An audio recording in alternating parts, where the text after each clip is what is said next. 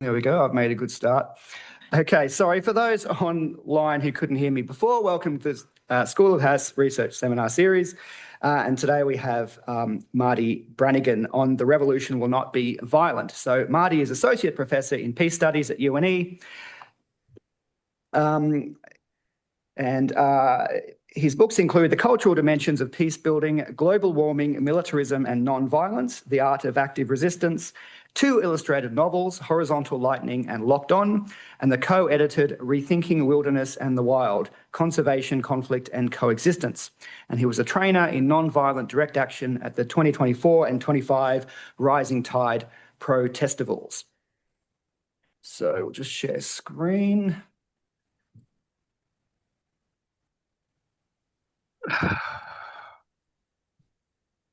And let's see.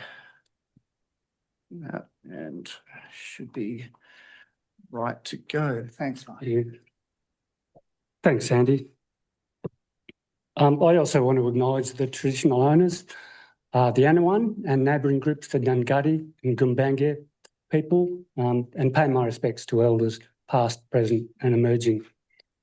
And I will add that, as I said 25 years ago, it's well past time for this multi-million-dollar institution to start paying the rent.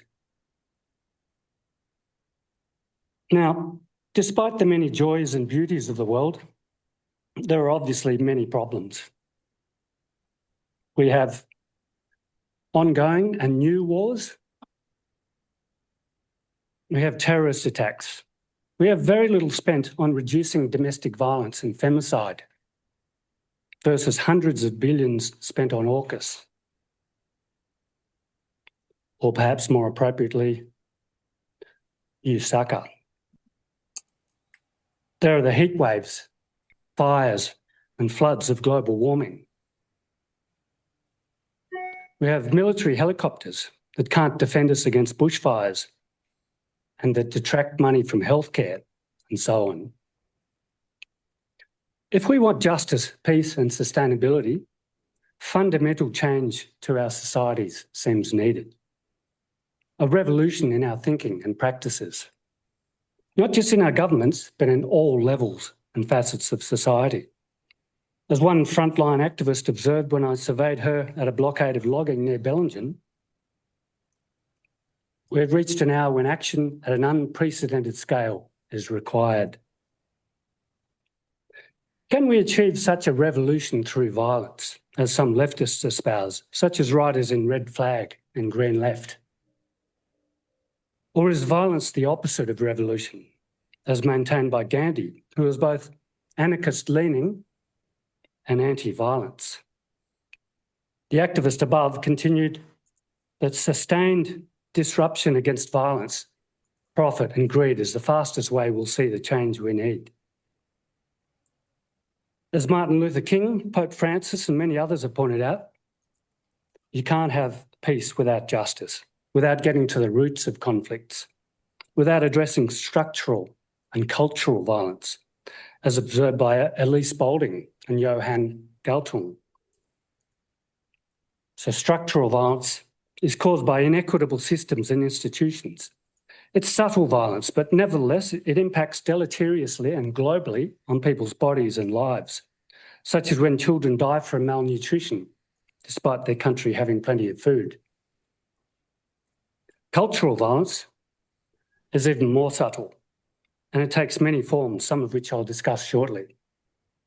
It's aspects of our cultures that underpin militaristic worldviews and incite people to invest and engage in direct violence. Now, while there's no peace without justice, there's no justice without peace. It's impossible to have a fair society, or university seminars, or raise children without trauma, or even function rationally in a war zone, to plan and dream and live and prosper. And we'll never have either justice or peace while there's a military-industrial complex with incredible power and influence, which, as my 2014 book explores, is tied in with fossil fuel companies, banks, super funds, media, nuclear, and internet corporations, creating militarised petro-states, which are a major cause of conflict, inequality, poverty, and global warming. For them, violence is an industry. The military-industrial complex, neo-colonialism, globalised neoliberal capitalism, and the system of states are inextricably linked. And violence, or the threat of it, is at the core of their business. And they have a vested interest in continuing armed conflicts, in maintaining violent business as usual, where governments pour obscene amounts, such as the ever-rising $378 billion for AUKUS, meaning an annual handout of $59 billion for Australia alone, into a secretive, highly corrupt arms industry with very little oversight or accountability. To do this, as my recent book describes, they need to keep us believing in violence as a solution, which they do, for example, through funding war memorials, through militarised school curricula, including at Armidale Secondary College, militarised university research, such as the University of Melbourne, and sponsoring movies like Top Gun, one of many Pentagon-Hollywood collaborations. And through their think tanks, such as the Australian Strategic Policy Institute, which was behind the Red Alert series of articles on the front page of the Herald, Age and so on, stirring up fear about China, the old racist yellow peril trope, and urging us into an ever greater regional arms race. The military-industrial complex is already doing very well from Ukraine, Gaza, Myanmar, and now Iran. As well as these deliberate political economic forces, there are cultural forces long embedded in many societies, which also push us towards violence and militarism. The English language, for example, is full of expressions like killing two birds with one stone, rather than feeding two birds from one bowl. Here are just a few examples of words relating to guns and bombs alone. People talk about a tennis serve like a bullet, or how someone killed it.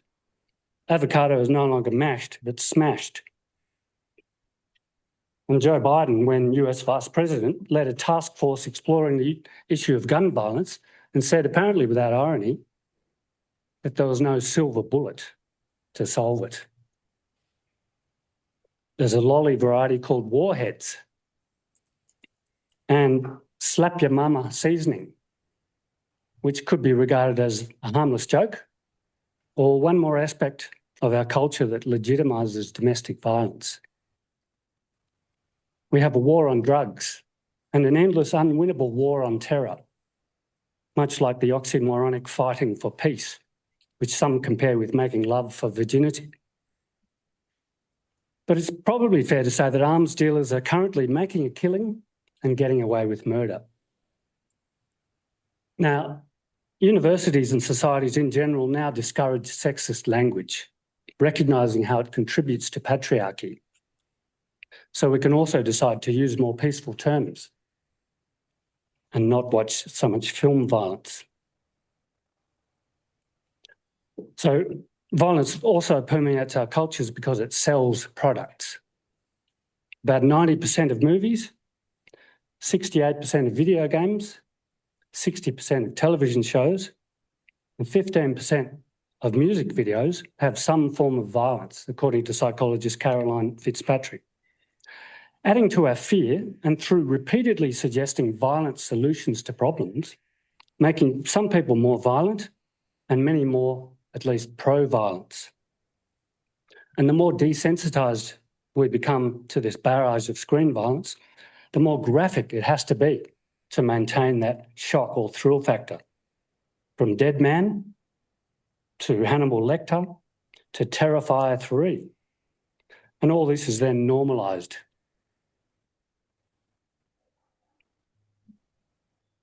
Our mass media follows the same trend, exemplified by the saying, if it bleeds, it leads.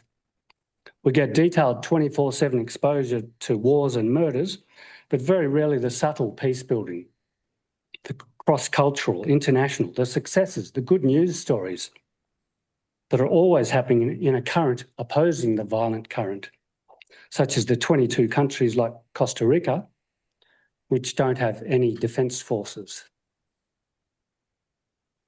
Our histories and museums are full of stories about war, although finally there's some feminist and Indigenous-driven changes occurring here.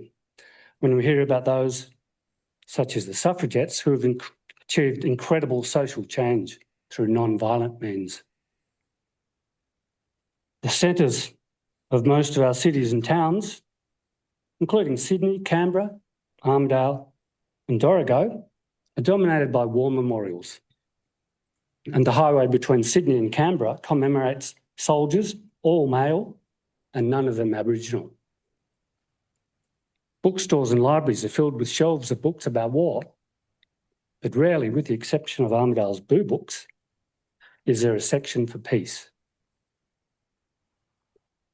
Parenting also plays a part. Hitler and Stalin were both brutalised by their fathers from an early age, leading them to externalise their psychological pain, anger and angst through murderous pogroms. So just 2 brutalised, badly parented males were a prime cause of approximately 50 million deaths. And all this cultural violence leads us to internalise a range of narratives and discourses, such as that violence is human nature. We've always been violent and always will be. Armed defence is necessary. Non-violence is just negotiation and passivity. Non-violent action can't work against violent opponents. And then there's gloom and doomism. We'll all be ruined. Catastrophism. Disempowerment and buck passing. The belief that change is up to those in power and that none of us have power. And most people have internalised these tropes to believe that military violence is useful and that we need armed defence forces are very mainstream beliefs. So violence is far from radical, but a fundamentally conservative practice owned by states and other global elites. As Chris Brown observed in his study of Maoist revolutionaries fighting repressive Indian governments, although they have obvious political differences, both share a common and conservative ideology of warism. According to neuroscientist Leon Zmigrod, they may also share cognitive rigidity. The people who are most cognitively rigid in how they solve problems unrelated to politics tend to be the most ideologically dogmatic, the most willing to endorse violence in the name of their ideological cause. Thus, many people who are otherwise radical continue to believe that you can have revolutionary violence, citing Mao Zedong's claim that power comes from the barrel of a gun. And in classic Orwellian doublespeak, that war can only be abolished through war. And in order to get rid of the gun, it's necessary to take up the gun. Mao's policies led to the deaths of up to 45 million people. Of 4 socialist groups at the 2025 Rising Tide Climate Action Protestival in Newcastle, at least 2 advocate armed struggle, despite non-violence being the first of the 10 principles that the movement is built on. In a survey I did of 21 contemporary climate activists at 4 environmental blockades, most were firmly opposed to violence, saying things like, no, totally self-defeating. No, absolutely not. And hopefully not. And some gave their reasoning, such as it feeds anti-movement sentiment from the public against your cause. But a few of the 21 surveyed made comments such as, I've historically been very committed to non-violence, but increasingly I'm becoming very frustrated at the pedestrian pace of social change. I'm sure many feel similarly. A cause might benefit from violence, but benefit even more from a non-violent approach. I don't think the forest movement would benefit hugely from violence, but yes, for the climate movement. I do, sort of. I've not got to the stage where I'm prepared to go further than vandalising public and/or private property with art occasionally, or risking a defamation litigation in some of my songs. But I think the day is coming when the last resort of the downtrodden will be aggressive action. I do sometimes identify with the extreme actions of people engaging in protest. For example, some actions of people in Extinction Rebellion, or PETA, the animal liberation people, or civil rights campaigns. Now, examples regularly trotted out to support the idea of revolutionary violence are the US, Russian, Cuban, and South African regime changes. Although Mark Kalansky's research shows that for most of these non-violent strategies, such as education, propaganda, the Americans setting up their own institutions in defiance of the British ones, the Soviets converting the Tsarist army to their side, the Cubans' use of pirate radio broadcasts from the mountains, the international boycotts and divestments and sanctions campaign, BDS, against apartheid South Africa, were the primary factors in their successes. This idea that dictators and oppressive regimes only understand armed force is simply not true. They also understand undermining, subversion, and the loss of power, often when it's too late. As part of the Baltic Revolution, 2 million people held hands right across 3 countries in order to get independence from the USSR. A lot of singing in that revolution, of course. So violence might achieve justice sometimes. This is a bodgy diagram of mine. If you've got a very large problem with injustice and some smaller issues with violence and environmental issues, you might solve a problem through violence. But then you've got a lot more violence to deal with in your society, and you've almost certainly got a lot bigger environmental issues. So the world's already filled with violence, and every time you engage in it, you contribute to cycles of direct and ecological violence and drive us further away from peaceful societies. It's a bit like the game whack-a-mole. The problem just pops up elsewhere. To quote Hannah Arendt, the practice of violence, like all action, changes the world, but the most probable change is to a more violent world. This violence will inevitably increase the levels of violence in society, legitimise domestic violence, create lifetime health issues for those injured, create intergenerational hatred and desires for revenge for the families of those killed. And this can go on for hundreds of years. Give extra wealth, power and influence to arms companies, and add to environmental problems with all their health, social and environmental impacts. So fighting fire with fire just warms up the world. It's much smarter to put out fire with water. A real revolution deals with multiple problems, such as injustice and violence, simultaneously. And in fact, evolution is a better term because revolutions are about cycles going around and around, whereas non-violence is about ending those problematic cycles. So what I'm making here is really a very simple proposition, that violence in all its forms towards people, animals and the environment, direct obvious violence as well as violence caused by and embedded in our institutions, practices and cultures, is the world's primary problem. And we can't reduce violence through adding more violence. Now, this bumps up against the obvious questions of dealing with immediate incidences of direct violence. Small-scale violence, in my opinion, is obviously necessary sometimes. For example, if you're dealing with a crazed knife wielder at Bondi Junction or murderous terrorists in Bondi. But non-killing technologies such as tasers can sometimes be effective here. This low-level, non-lethal policing violence is very different to highly militarised societies in constant preparation for large-scale extreme mass violence by huge, well-resourced, permanent armed forces.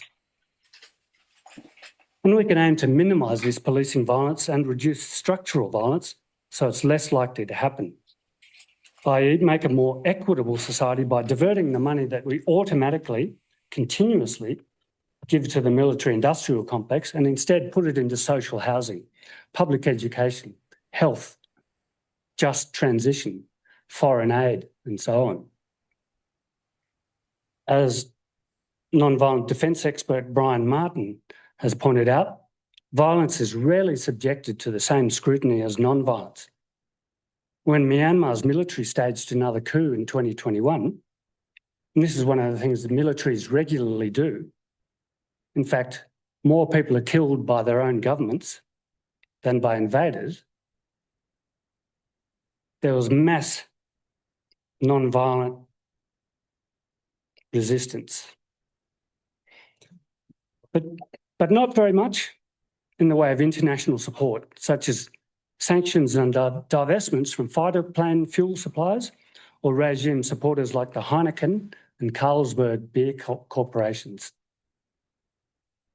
The resistance was severely repressed, and many thought that violence or violent resistance was called for. And this is completely understandable. So I'm not making a moral judgment here. I'm trying to make a tactical analysis. And the result of that violence has been disastrous. According to a report by the Armed Conflict Location and Event Data Organisation, with more than 2,600 non-state armed groups now fighting both the government and each other.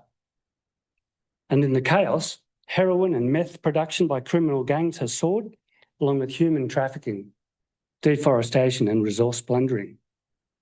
Sure, some territory has been gained from the government, but not the cities.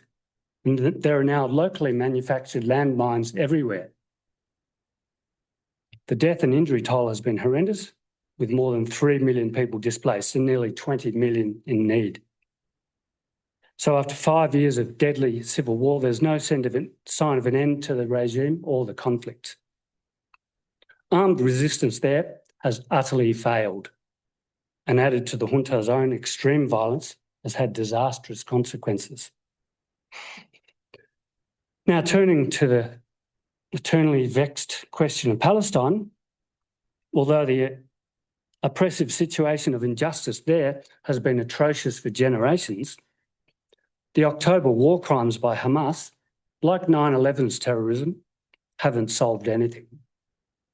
Rather, they resulted in a genocidal firestorm by Israel of far greater violence, killing thousands of children completely innocent of the fights of adults.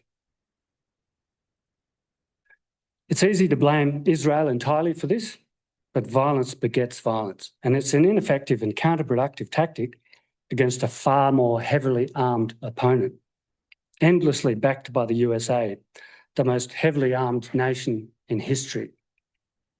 As martial arts teach, you don't take on an opponent using their strengths, but by targeting their weaknesses.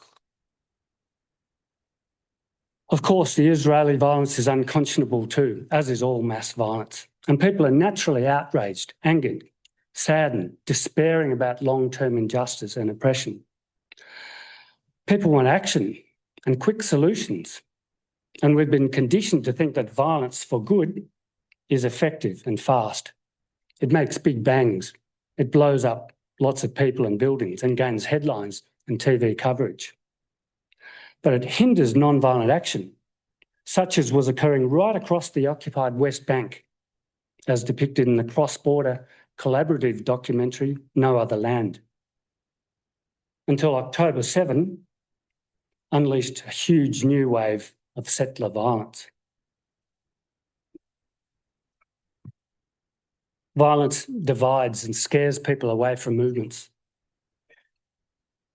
According to Monica Onken's 2025 study of major African non-violent campaigns, it creates fear and silence and secrecy. It's often hierarchical, male-dominated and anti-democratic. It impacts disproportionately on children and women. When I worked inside the war zone of Northern Ireland in the 1990s, the women I spoke to there told me that their number one priority was for the violence to stop. Please just help us stop the violence. Non-violence, or what Tim G more proactively calls counterpower, on the other hand, converts, inspires, educates, draws in people of all ages, abilities and walks of life. And according to Erica Chenoweth and Maria Sefan, it's twice as likely as violence to succeed in removing dictatorships. While other studies find that the revolutionary outcome of non-violence is much preferable, with more open, transparent, democratic regimes less likely to use violence to repress their opponents, as the Bolsheviks did, for example, against the Mensheviks and anarchists after the Russian Revolution. Importantly, terrorist violence impacts deleteriously on the narrative dynamic, making it about law and order rather than the issue. The Bondi Beach murders have been utterly counterproductive for the Palestinian cause, increasing Islamophobia, amplifying the Zionist narrative that to be pro-Palestine is anti-Semitic, making protest harder than ever, increasing the power of the state and reducing that of activists. Maintaining the moral high ground, on the other hand, attracts adherents who consider the morality of the movement's actions and the logic of the arguments. This also means that when government forces use violence against unarmed protesters, there's a backfire effect that erodes the legitimacy of the state and increases sympathy for the protesters. It's also important to internationalise a movement, as South Africa and Timor-Leste did. This involved activists leaving those countries to inform the world about their struggle and working with foreign activists and NGOs to identify the regime's pillars of support and organise international boycotts, divestments and sanctions, and diplomatic pressure, which was decisive in the Timor-Leste case. So non-violent action doesn't have to directly confront an opponent, but using consent theory can find its supporters and appeal to them or undermine them. No regimes or corporations exist in a vacuum. They all rely on extensive economic and other networks, which are often surprisingly fragile. These are examples of choosing strategies appropriate to a situation. And when facing a genocidal state, it's foolish initially to use confrontational, concentrated protests, such as a rally in a central square where you can just be kettled or rounded up, jailed, brutalised and even murdered. Movements need to build up to big, overt protests by starting with dispersed non-violence, such as stay-at-home strikes, which can shut down an economy quickly with much less risk. In Iran, activists in the Women Life Freedom movement use many dispersed protests to oppose laws requiring them to wear headscarves. Although they endured horrendous repression and some deaths, they had now largely won this campaign prior to the latest horrors by the government and now the US and Israel. So just as important is using strategies which have proven to be effective in past struggles. So one strategic option for Palestinian supporters would be to lead hundreds of activists on a hunger strike, hopefully joined by thousands more globally and supported by general strikes across Palestine, Israel and in neighbouring countries. So general strikes in support of Palestine have already occurred in previous years. as well as in Spain and Italy. And there was an anti-fascist one featuring 300 million people in India last month. But these have gained very little international media coverage. General strikes were the main tool of Danish resistance to Nazi occupation, shutting down the entire country by August 1944. And importantly, the industries on which the Nazis relied. And general strikes were also used effectively in the Arab Spring. Hunger strikes were used by suffragettes and Indians. And in Northern Ireland, Bobby Sands' hunger strike, plus very strong leadership from women and rock groups like U2 and the Cranberries, songs like Zombie, finally ended that intractable conflict with a lot of support from the EU. With the addition of eye-catching arts, music and other cultural components, creating liminal atmospheres conducive to emancipatory education, this brave action to possibly die for a cause, but not kill for it, would garner the moral high ground, gain publicity and generate sympathy, which is far more widespread, such as bringing in anti-violence groups like Women in Black. I note we have a couple of elders of the movement here today. And of course, they're not to be confused with Men in Black. So an astute campaign would include BDS pressure, not just on Israel, but who it relies on, such as the US and other military suppliers, including Australia. And here the onus is not on Palestinians, but on supporters around the world, boycotting everything that supports Israeli warfighting, from IBM, ironically also involved in the Holocaust, to Airbnb and Red Rock chips. And it would use what Galtung called the great chain of non-violence. Based on deep understandings of how both revolution and peace building occur, it would be a movement using social, economic, political and diplomatic tactics rather than a simplistic belief that violence will make things better.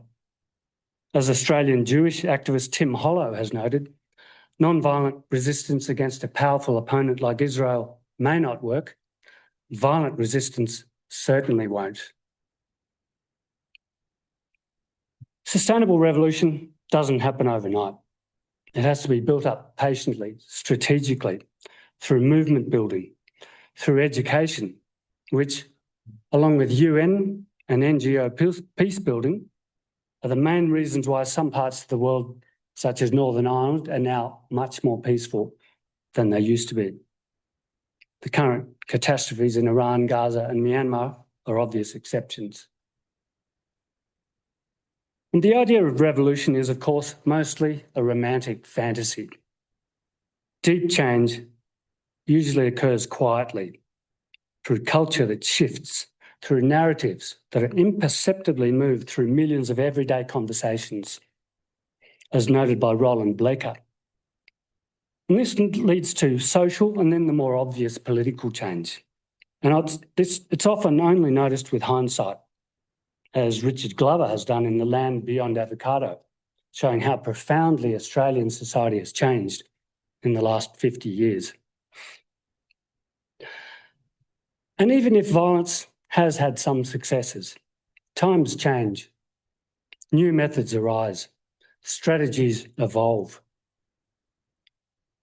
For example, the recent rising tide actions, where I've been doing participant observer research since 2024, show considerable improvement in the environment movement. It's better organised through spokes councils.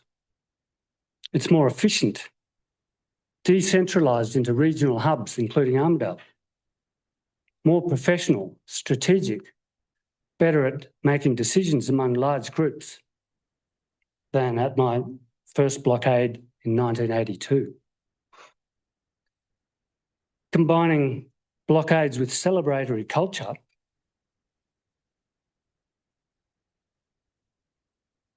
Rising Tide is based on 10 principles. So it included a festival, it was a protestival. And the first of their principles is, we are safe and non-violent, followed by, we are disruptive. Rising Tide also emphasises education about intersectional oppression, being justice-centred and inclusive. It's about egalitarian speaker dynamics, cultural activism, lots of music, and capacity and momentum building, trying to create a mass movement through making a social movement whirlwind.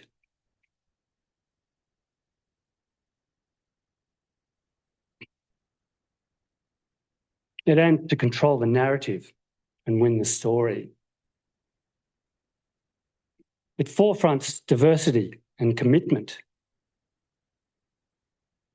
I'm sorry, I'm moving through these pretty quickly. Rising Tide is strategically directed by movement elders, such as from the Alternatives to Violence project, while the executive operations are driven by a core of younger, unpaid or poorly paid activists coordinating 1,000 volunteers.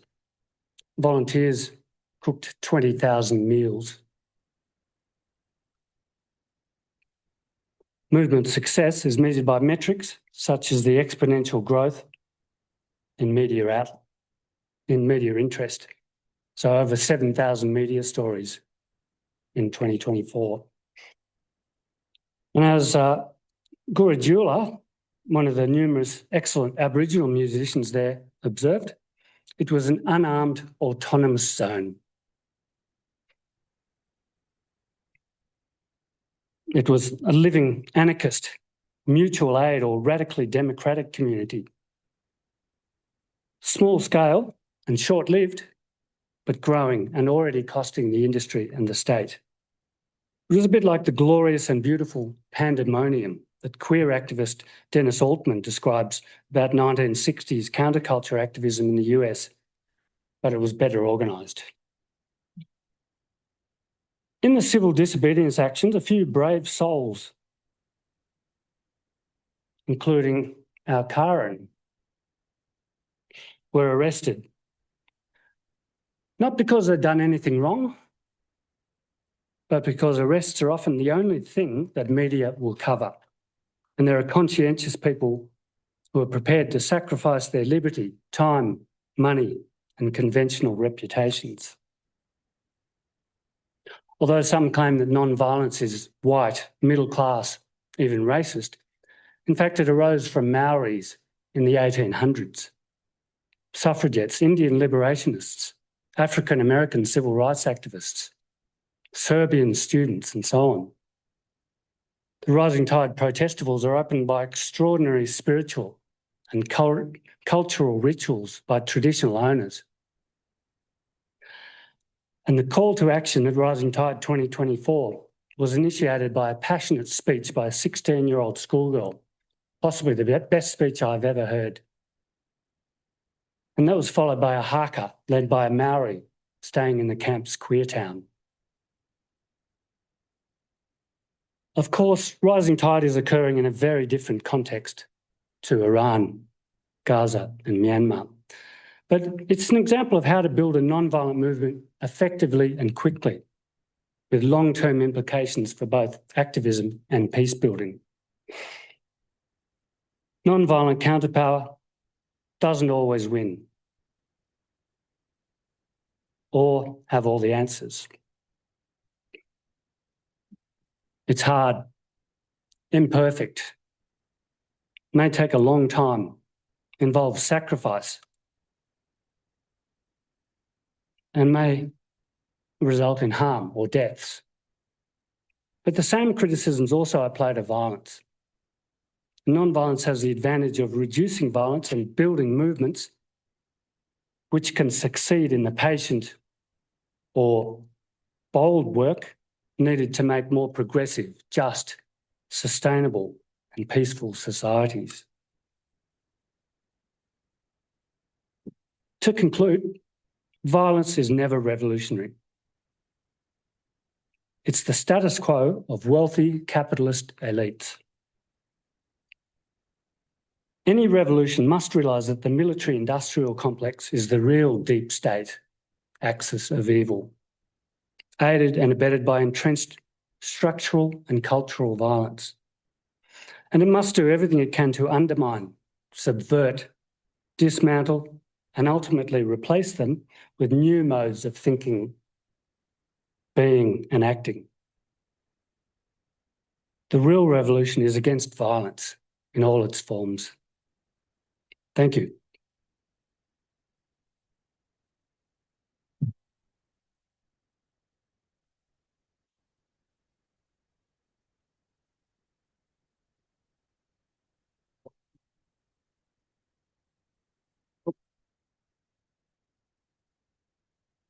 Great, thanks, Marty. We have time now for questions. People in the room, please use the mic. It is working, even though it's not very loud. And people online, just put up a Zoom hand and I'll call on you. So, Karen, you got a mention? You go first. Thank you, Marty, for a very enlightening lecture, and I agree with most of it. I wanted to just comment on your representation of China, which was only very briefly alluded to, but yes, I agree that there are beat-ups of the Red Peril and it's an old trope and all that sort of thing, but China under Xi Jinping has been quite aggressive to continuing in Tibet, Hong Kong. You showed the umbrella movement, Taiwan, and committing genocide against the Uyghurs. So, and they've engaged in a massive military modernization campaign since he's been in power the last 15 years. So, though China may not threaten Australia, as the newspapers are suggesting, it is threatening nonetheless to many people in many places. With regard to Russia and the Ukraine, which you didn't touch on, fair enough, there's so much happening that you could have talked about, you can't cover it at all. I was just wondering what your response would be to how a country like the Ukraine should respond when they're under armed invasion by a hostile country like Russia. Would you have suggested that they submit and engage in non-violent resistance to the occupation, or what would you suggest? Yeah, absolutely. Just briefly on China, certainly a very repressive, militaristic and authoritarian regime. Although I do note that they have a handful of foreign bases, whereas the US has around 1,000 around the world, and has traditionally engaged in a lot more violence against the rest of the world. With regard to Ukraine, there were two non-violent revolutions in Ukraine that got rid of pro-Russian governments. So 2014, the Orange Revolution. 2004 was the Orange Revolution, and then 2014, the Maidan Revolution. Not entirely non-violent, but mainly non-violent. So there is a precedent of Ukrainian people rising up and deposing a government that they felt was not in their interests. That could have happened again at the beginning of those hostilities, but there was a very strong influence by the military-industrial complex, arms corporations, that pushed the response down pathways which meant a lot more money for the arms industries. So, I'm going to take non-violent. Well, You can go after. there was a great deal of non-violence initially, but once the violent response kicked in from the Ukrainian government and the West supporters, a lot of that became impossible. Harry, and then, yeah. Yes. Okay. Yeah, thanks. I've got to go to another thing, so thanks. Thanks, Marty. My question's somewhat similar, but in political philosophy, there's the concept of legitimate violence, and Arendt in On Violence says that violence can be legitimate. It's a sort of the necessary position that we take when all power is lost. And so if we take the Arendt case, let's go to Gaza. Let's just take the Ukraine case. Do you think there could be any form of legitimate violence? That's a good question. Certainly there have been issues where people have argued that violence was necessary, such as in Rwanda, even though that might have gone against the sovereignty of the state. There's now something called responsibility to protect. So if it's clear that there's a genocide occurring or about to occur, then there is a responsibility for the international community to step in. And they could have done that much earlier in Rwanda because it was very obvious through the cultural violence, through radio broadcasts where one side was calling the other side cockroaches, that they were heading down that path. So the international community can respond. They did that in Bougainville, but very interestingly in Bougainville, the people there said, well, you're trying to get us to put our weapons down, but you're coming in with your own weapons.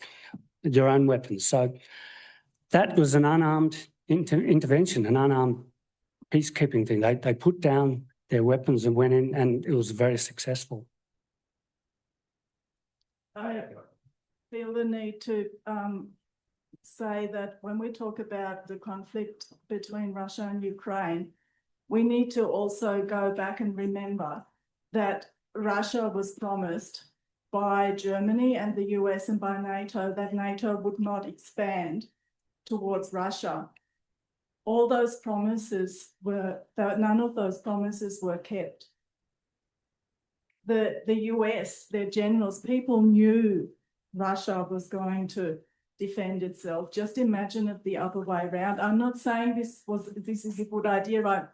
With Marty, I'm against all forms of violence, but when we talk about it, I think it's important to look at the history, how it evolved, and also nobody mentions the 15,000 people who were killed by Ukrainian forces in the Donetsk, Lugansk republics before Russia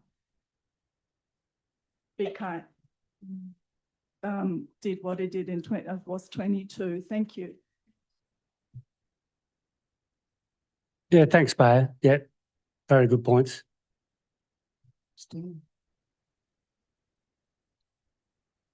Thanks, Marty. It was a very stimulating talk, and I have a lot of points that I'm trying to condense. I think really what it comes down to, given that you've given us so many examples, and I think some of the, I would have perhaps been more satisfied with your argument, although I'm not a proponent of violence, if we'd kind of managed to track a couple of these examples over time. I don't think that, you know, I mean, you talked a lot about systemic violence and structural violence and, you know, epistemic violence. I mean, these are all obviously well established, but I think I don't feel comfortable sitting here in Armidale telling someone whose house is being bombed or their partner's been arrested and detained and disappeared. You know, it feels like, and perhaps you can respond to this, it feels to me a bit like you're kind of criticizing people who haven't died in the way that you would prefer. So it's fine if people, it's not fine, but it's a valid way to resist if you're killed by a state holding a sign in the street like Kenyan youth were in their non-violent protests very recently.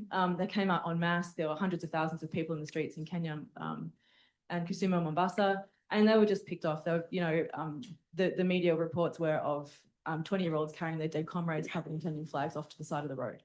So I don't feel like I'm in a position to tell those people how to respond in that circumstance.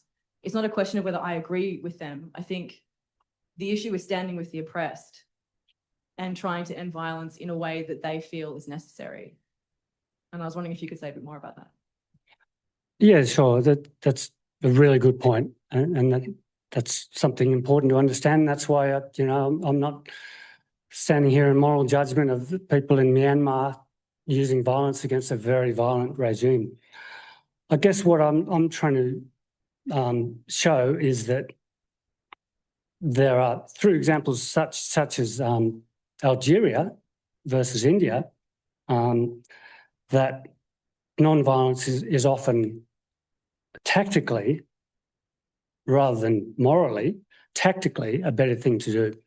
So it's hard to compare different non-violent movements. There was incredible movement in Bentley up in the northern rivers of New South Wales, where I might come back to that because it's an extraordinary story of the whole community rising up against a possible police operation of 800 police coming up from Sydney. But trying to compare similar non-violent movements with, similar movements at the same time, I look at Algeria versus India. So roughly the same time they occurred,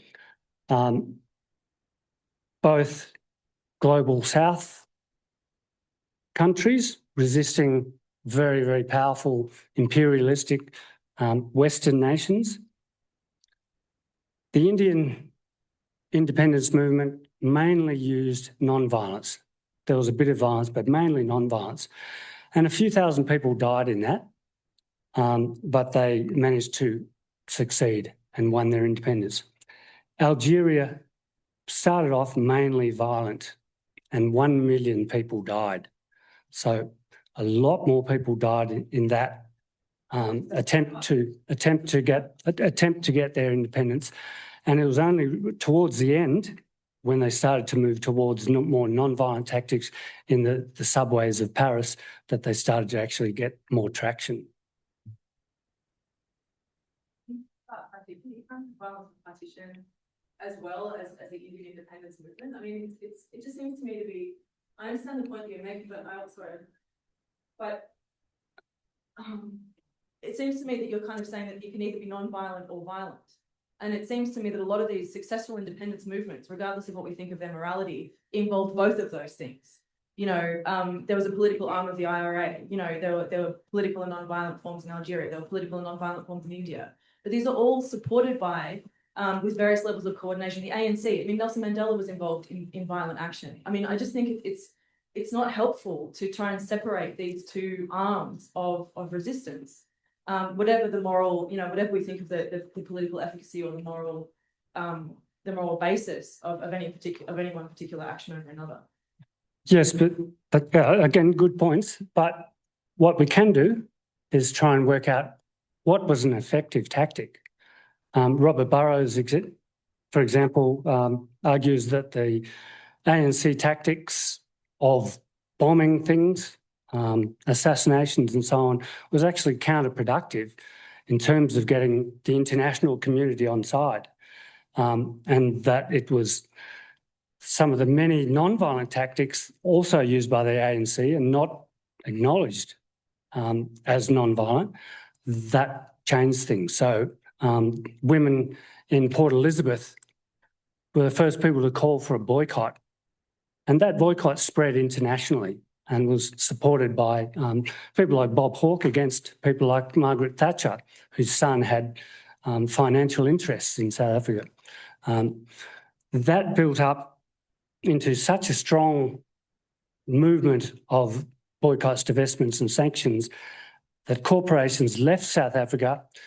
The regime was almost on its knees financially because no one would lend money to them, and they were forced to the negotiation table. So sure, there was a lot of violence in the South African movement. How effective was it? That's my argument. Not very. I've got myself next, if that's okay.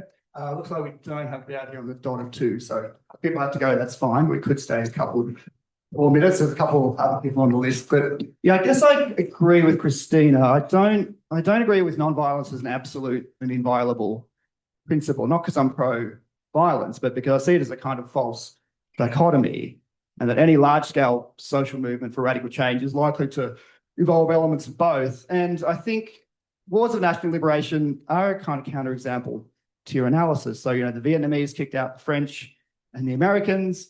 We talked about Algeria. The South Americans kicked out the Spanish in the 18th and 19th century. The Indonesians kicked out the Dutch. These involved different strategies and tactics, but they centrally and essentially involved armed and military struggle. And I just think it's wildly implausible that they could have been successful without that armed struggle. I mean, should the Vietnamese not have taken up arms against the US? Should they not have killed US troops? I mean, look at the Spanish Civil War. Should the Republicans and the communists not have taken up arms against the fascists? And I think the worry, and again, this is Christina's point, is that Western activists end up passing judgment on the legitimacy of struggles of the oppressed and the colonized in the third world, that we won't support them unless they use methods that we approve of. And I think Palestine's a good example of that.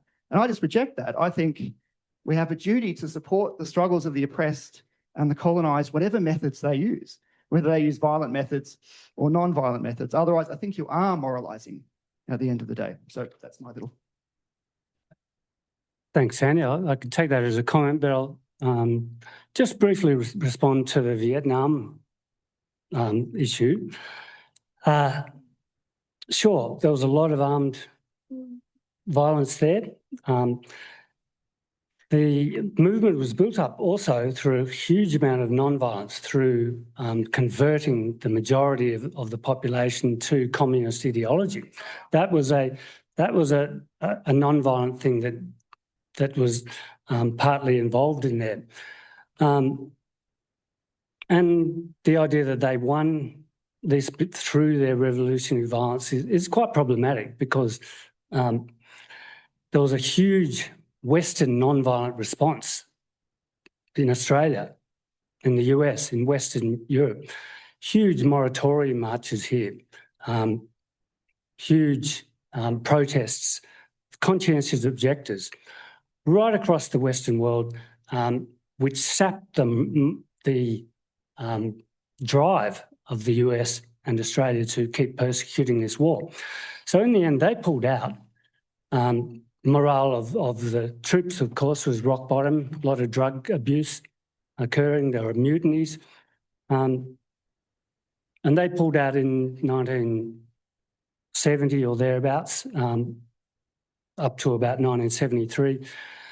And then the taking of South Vietnam was in 1975. So 2 years after the West had stopped persecuting or prosecuting their war, partly because of this huge non-violent response. The US could have dropped nuclear weapons. They could have won that war if they'd so chosen. But that would have been so incredibly politically unpopular because of that huge non-violent response. Owen. I feel that some of the examples that are being given in support of violent revolution are no longer relevant in a world where we are globalised and have a set of international laws that hold governments to account, and also in a world where governments are so empowered times of violence through and very effective questionnaire. Do you think that the rate of success in armed resistance is dropping, while the rate of success in unarmed peaceful resistance is growing? Yep, good question. The work of Erica Chenoweth and Maria Stephan is important because they've actually been through a whole range of movements and campaigns of resistance, of revolutionary movements, and tried to characterise where non-violence has worked and where it hasn't. They found that it was twice as effective. And not only that, but it led to much better regimes. Now, that has changed over time. There are governments such as Iran, which are getting much better at countering non-violent movements.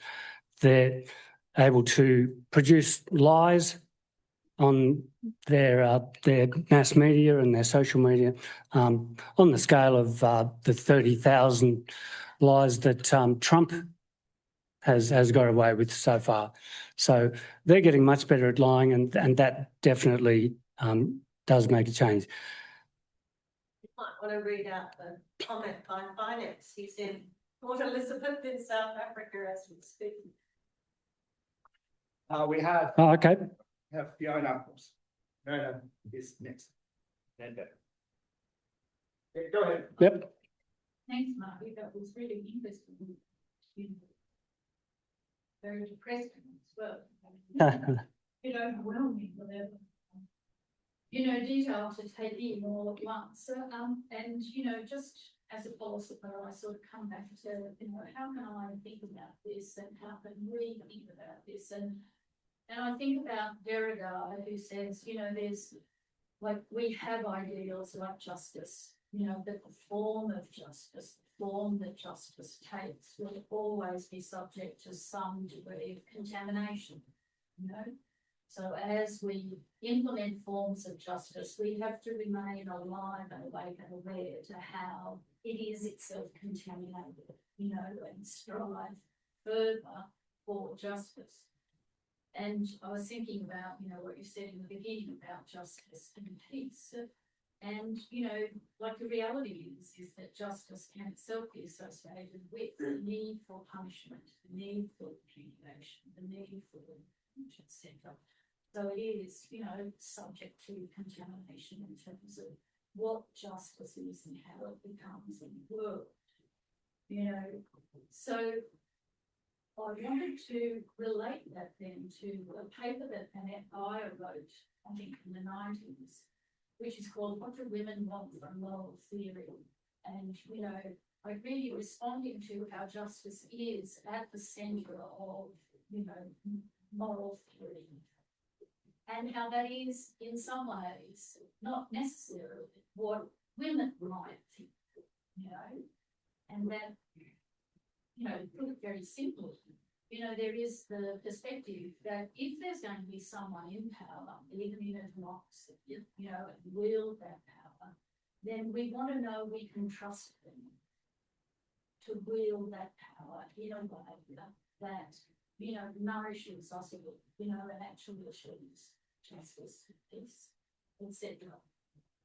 So she's saying in this, she's making a very strong argument that we need trust, social trust, as a concept, moral concept, alongside justice always.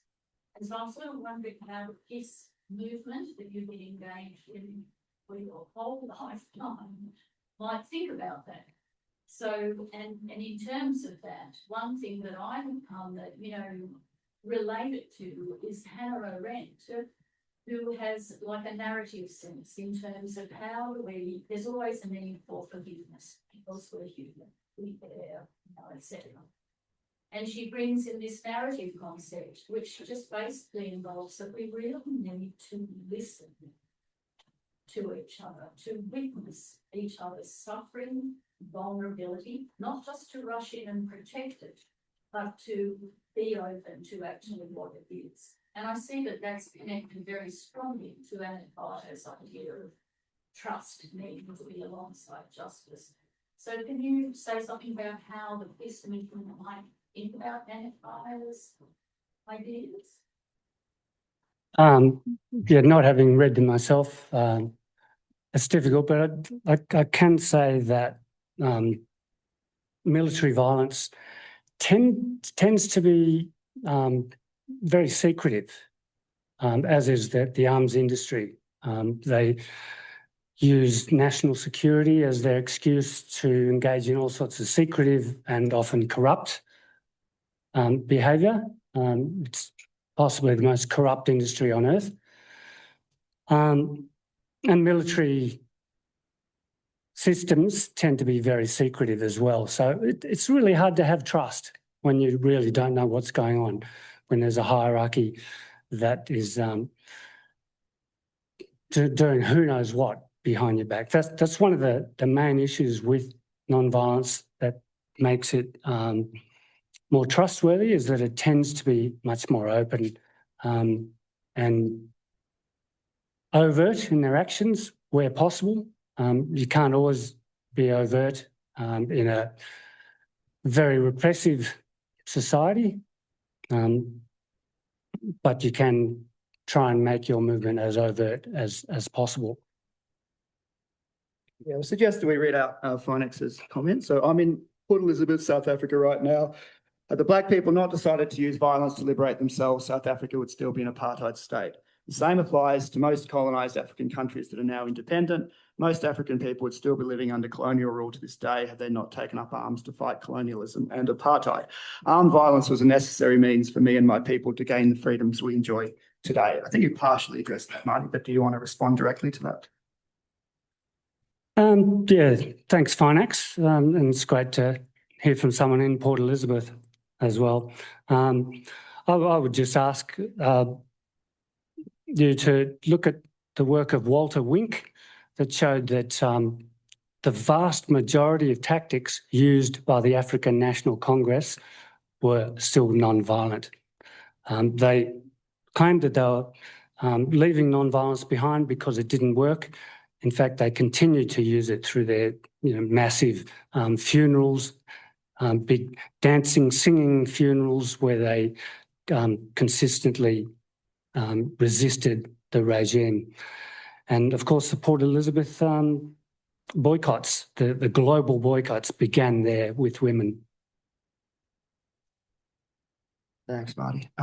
We might need to wind up. It doesn't look like anyone else wants to speak. I do just need to come back on one brief thing though, like the Bondi attacks were not done to further the Palestinian cause, which I think what you said implied that maybe they were, whereas that was not at all the intention of the government. They were pro-Palestine. So Islamic State, completely separate. There was no connection between what they were doing and Palestine, but it was used, as you said, to justify a massive crackdown on the Palestine movement. I think it's important to clear about those kind of things. I would strongly dispute that. There's a front page article in today's Sydney Morning Herald that points to certainly IS involvement. A speech that was made that incited violence around the world, including in Bondi, and it is very much tied up with the Gaza and the Palestinian issues, the issues of Muslim people traditionally being treated very badly by all manner of other people. Yeah. Can I add that point? Sorry.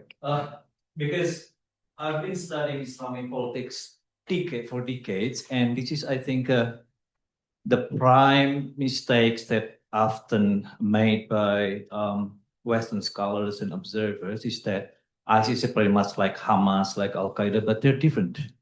So there are three levels of jihadist movements in this sense, that ISIS is actually aiming for the establishment of the global caliphate. Hamas is aiming for national liberation. And if you read the testimony of ISIS fighters way long time ago in Syria, before Assad fell or collapsed from his position, from his power, ISIS considered the national liberations of Palestine by Hamas as a false agenda of Islamic agenda, according to their version. So Bondi attacks done by ISIS supporters is actually not related to Palestinian cause at all. That's why when the ICO made that kind of statement, and then our politicians linked that Bondi attacks to Palestinian cause, it's like, that's a big lie, because ISIS and Palestinian cause are just two separate. Basically, they don't care about the Palestinian cause. They just want Palestinians to support the global Ummah to create the Islamic Caliphate in their own version. Just a correction on that. Yeah, no worries. And that, that's good that you, as a university educated person, recognise that. But people such as some of the street preachers in Western Sydney that have been preaching violence against Jewish people may not necessarily understand those distinctions. And I think it's important, having read that article today, to say that the power of words, the power of speeches, we might think these are just words. If people get up at local rallies and call for more violence, call for that people to start bombing Israel, those words have power and they lead to things like the Bondi attacks. Julie, this will be the very last. Thanks everyone for staying. Thanks, Marty. I'm not an expert in my knowledge of this at all, but just my observation of, say, Palestinians in the West Bank. They've engaged in peaceful protests predominantly for decades and decades. And we're just ignoring them, and they're just having all their lands taken away from them. So, I mean, what would you say to them? We're not helping them. We're not censoring Israel for what it's doing. So, yeah, just how do you feel about that? Because it doesn't seem to be getting them anywhere very much at the moment. No, that's right. And that, non-violence doesn't have all the answers, just as violence doesn't have all the answers. I just would believe that tending towards non-violence where possible is much preferable towards using violence. Lots of cross-border things happening there, environmental, musical, children going to the US and other places doing camps together for a week or more from various sides of the conflict. People have been working on this very hard for a very long time. And then things like the Hamas attacks just undo it all and they have to start again. Okay, on that note, I think we might finish. Let's all thank Marty for a very interesting presentation. Thanks everybody for coming. Fantastic turnout, both in person and on the Zoom. Thanks for a great discussion. Please join us next week for our last seminar before the break. And we're going to have, Richard Scully, Professor of History at UNE, on Punch, Politics and the Press in Melbourne, 1855 to 1925. And that'll be Zoom only. So we won't be meeting in here. That'll be just on Zoom for our last seminar before the break. Thursday next week, 1 o'clock. Thank you very much, everyone. One final thing is I've got some flyers here if you're interested in your guide to boycotting and divesting for peace. Sounds great. Thanks, Andy. Thanks, Andrew.